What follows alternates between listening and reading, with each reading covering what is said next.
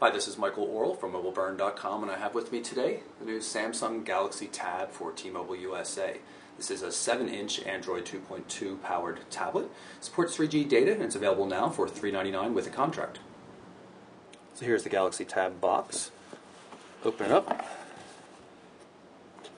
Galaxy Tab itself, and let's see what the other contents are. It doesn't appear to be too much.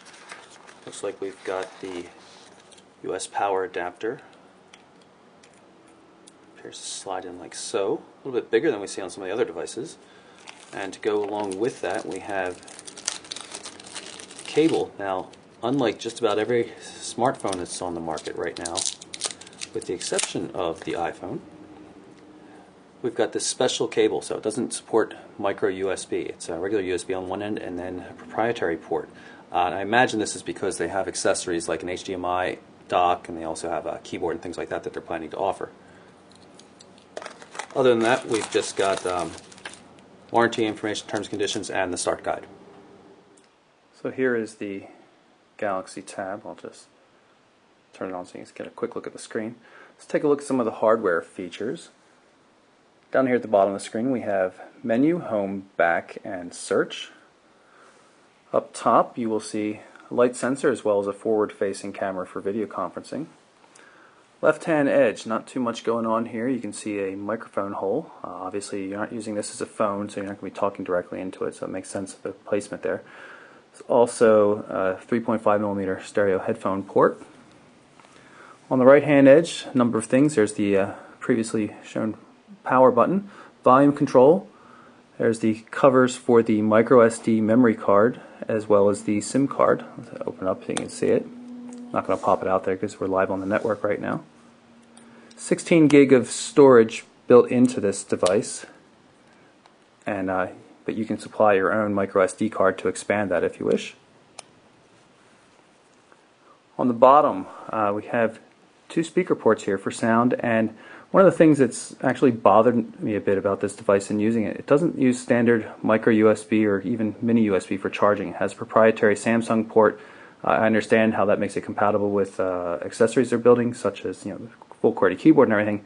Makes it a real pain in the butt to charge. And one of the things I've learned about this device is it needs a heck of a lot more charging than, say, Apple's iPad does, which we also have one of those floating around the house here.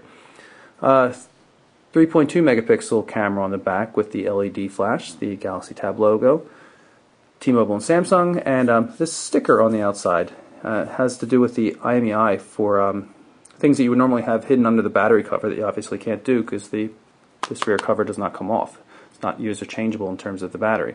So the sticker is kind of a bit of an eyesore here. 7-inch display. Definitely large enough, fits comfortably in the hand. It's a little uncomfortable doing it around the camera with such a large device, but definitely fits well in terms of form factor. And just to give you an idea of the size of the device, obviously the Galaxy Tab in my left hand, and this is Samsung's own Vibrant for T-Mobile, has a 4-inch Super AMOLED display. Nicer display on the Vibrant, but definitely much more real estate to work with when it comes to browsing the web for the Tab. Okay, so I have right here a pair of Galaxy Tabs, the T-Mobile version here on the left and the Verizon version on the right, and what I'm doing here is making a point about the size. The two of these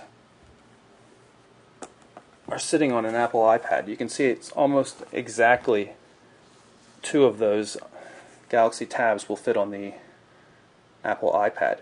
iPad is a significantly larger device, and just for the record, all the devices are running at maximum brightness right now, so you get a kind of a fair comparison here. Since the Tab works in both landscape and portrait modes, I'm going to use landscape mode just because it's a little bit better fit for the video camera. You can see I did a pinch gesture on the home screen to pull up the home screen manager. You can use this to rearrange or add new home screen panels. You can also get rid of them or quickly switch to them. Let me delete that one out. I'll drag it over to the remove icon and tap on this one. This is the daily briefing widget. Has calendar information, weather information, AP news, and you see it reformats to switch up things when it comes to portrait versus landscape mode, which is kind of cool. I'll pull up the main menu here. Since this is a TouchFlow 3 device, got multiple panels for the home screen. You can also edit them. You can actually uninstall applications right here from the main menu once you're in edit mode, which is pretty cool. You can also rearrange things, long press and drag it around, and I could even take this and drag it onto a new tab altogether.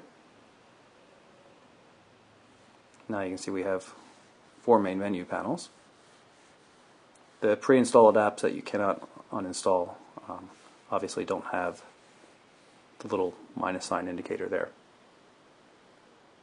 I'll pull up the calendar so you can see one of the applications Samsung has customized to work better on the widescreen format and just more tablet friendly, I guess. You can see here we've got the monthly calendar over here and highlights from that particular day, whichever you tap on.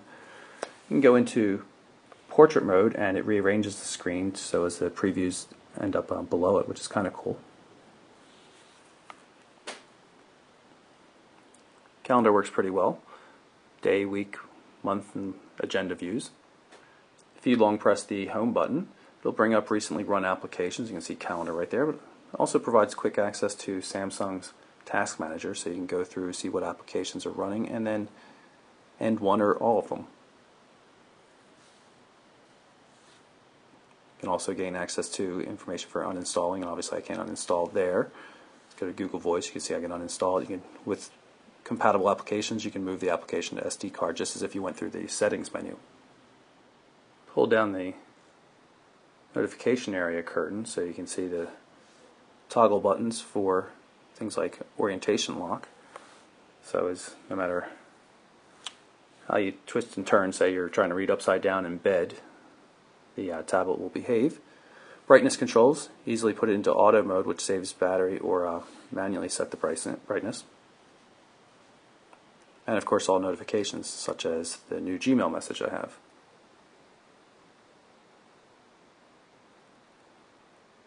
Gmail client is stock, so it's not been reworked to make the most of the wide tablet screen. Still works nonetheless though.